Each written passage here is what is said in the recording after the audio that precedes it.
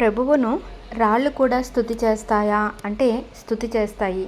అది ఏ విధంగా అంటే మనం వాక్యానుసారంగా పరిశీలించినట్లయితే లూకాసు వార్త 19:37-40 గమనించినట్లయితే, ప్రభువు పేరట వచ్చు రాజు స్తుతింపబడునుగాక, పరలోకమందు సమాధానము, సర్వోన్నతమైన స్థలములలో మహిమయు ఉండునుగాక అని తాము చూచిన అద్భుతములన్నింటినీ గూర్చి మహాశబ్దముతో దేవుని స్తోత్రము చేయసాగిరి.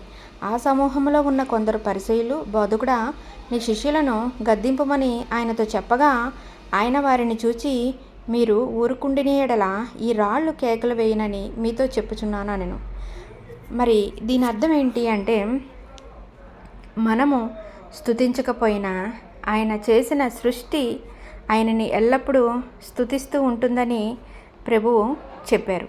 మరి దీన్ని మనం ఒక లోతైన విషయంగా మనం కానీ అంగీకరించినట్లయితే, పరిశీలించినట్లయితే, స్తుతిని ఎవరూ అణచలేరు.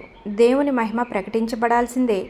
మానవులు దేవునికి స్తుతి చేయకపోతే సృష్టి తానే ఆయనను పొగుడుతుంది. దేవుని సృష్టి ఆయనను ఎల్లప్పుడూ మహిమపరుస్తూ ఉంటుంది. మరి కీర్తనలు 19:1 ఆకాశములు దేవుని మహిమను ప్రకటించుచున్నవి. రోమాపత్రిక 1:20 దేవుని అదృశ్యమైన గుణములు సృష్టి కార్యముల ద్వారా బోధింపబడుచున్నవి. యెషయా 55:12 గుట్టలు కొండలు మీకు ముందుగా ఆనందధ్వనులు మ్రోగెదరు.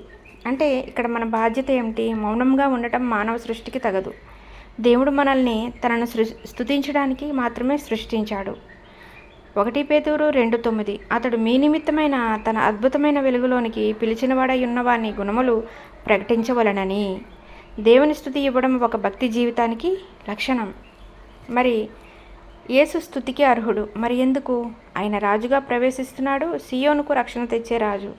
ఆయన మహిమతో నిండినవాడు. క్రీస్తు దేవుని సౌరభ్యం. కొలస్సీలకు 1:15 ఆయనను స్తుతించడానికి ఆకాశంలో ఆజ్ఞలు ఉన్నవి. ప్రకటన 5:12-13 పరలోకంలో భూమిలో ప్రతి సృష్టి ఆయనను స్తుతిస్తుంది. మనము దేవునికి ఇవ్వవలసిన స్తుతిని ఎలా పట్టించుకోకుండా ఉండగలము? మీ నోట నుండి స్తోత్రం వస్తుందా, లేక రాళ్ళు మాట్లాడే పరిస్థితి ఉందో అనేది మనమే గమనించుకోవాలి.